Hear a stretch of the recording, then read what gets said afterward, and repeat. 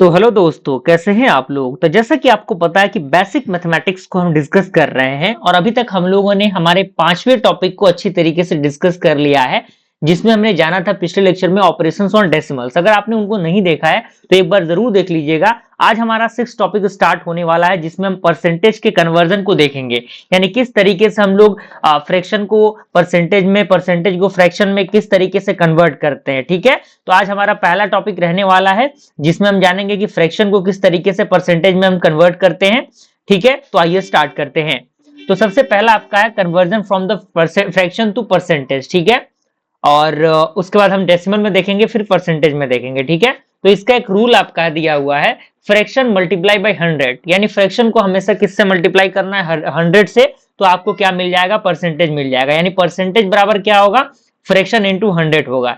चलिए एग्जाम्पल आपके सामने दिया हुआ है, आपके सामने फ्रैक्शन दिया हुआ है 1/2, यानी 1/2 दिया हुआ है। तो 1/2 को सिंपल आपको क्या करना है, 100 से मल्टीप्लाई कर देना है, 100 से आपको गुना कर देना है। तो जैसे आप 100 से मल्टीप्लाई करेंगे तो आप देखेंगे कि इसका आंसर 15 आ रहा है, 50 आ रहा है। क्यों 50 आ रहा है, क्योंकि आपको पता है कि 2 से जब हम डिवाइड करेंगे 100 को, तो ये 50 टाइम में क्या होगा, कैंसिल आउट हो जाएगा। यानी जब हम 2 को डिवाइड करेंगे किससे, 100 से, तो आपको पता है कि ये किससे होगा, 100 से। तो 2 5 जा कितना होता है, 10 होता है, और जीरो है तो क्या करेंगे हम लोग, जीरो ऐड कर देंगे।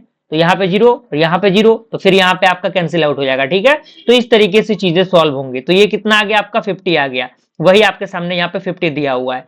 दूसरा फ्रैक्शन आपका है 3/4। तो 3/4 को हम अगेन 100 से मल्टीप्लाई करेंगे। तो 100 से मल्टीप्लाई करने के बाद 4 का टेबल जब आप 25 बार पढ़ेंगे, यानी 4 का टेबल जब आप 25 बार पढ़ेंगे तो कितना आएगा, 100 आएगा, यानी 100 आएगा। यानी 25 का मल्टीप्लाई फिर हम क्या करेंगे, 3 से करेंगे, तो 75% हमारा आएगा। यानी कहीं पे अगर 1/2 लिखा हुआ है तो हम उसको कह सकते हैं कि ये 50% है। 1/2 का मतलब क्या होता है, आधा। आधा यानी हाफ। कोई भी चीज फुल होता है तो 100% होता है, और आधा तो क्या होता है, 50% होता है।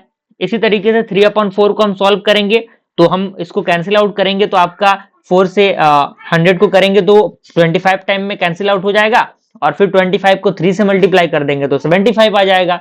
इसी तरीके से एक एग्जांपल और है, 1/5 दिया हुआ है, तो 5 का हम 100 से करेंगे तो आपको पता ही है 20 बार में कैंसिल आउट हो जाएगा ये। यानी 20 का टेबल हम 5 बार पढ़ेंगे तो कितना आएगा, 20 25 100 होता है, तो ये आपका 20% आ जाएगा। तो इस तरीके से आपको क्वेश्चन को सॉल्व करना है, कुछ नहीं, बस यही याद रखना है कि परसेंटेज में अगर कन्वर्ट करना है किसी भी फ्रैक्शन को, तो हम क्या करेंगे, सिंपल फ्रैक्शन का मल्टीप्लाई किससे कर देंगे, 100 से कर देंगे, दैट्स इट। ओके, ये चीजें हैं। 10 क्वेश्चंस आपके प्रैक्टिस के लिए दिए गए हैं। इन 10 क्वेश्चंस को आपको परसेंटेज में लिखना है, क्या इसका आएगा। ठीक है, यानी 1/2 यहां दिया है, परसेंटेज को आपको यहाँ पे नहीं लिखना है, आपके आंसर में आपको परसेंटेज लिखना है। ठीक है ना, आपके आंसर में आपको क्या करना है, परसेंटेज लिखना है। ठीक है, तो यहाँ पे आपको 1/2 है, उसके बाद 3/5 है, 1/4, 2/5, 3/4, 1/8, 7/10, 9/20, 11/25, 3/20। तो ये 10 जो फ्रैक्शंस आपके दिए गए हैं, इनको परसेंटेज में आपको कन्वर्ट कर लेना है। ठीक है, और जैसे ही कंप्लीट हो जाता है एक बार डन लिख देना है, ताकि मुझे पता लगे कि आप चीजों को सॉल्व कर पा रहे हैं। Thank you.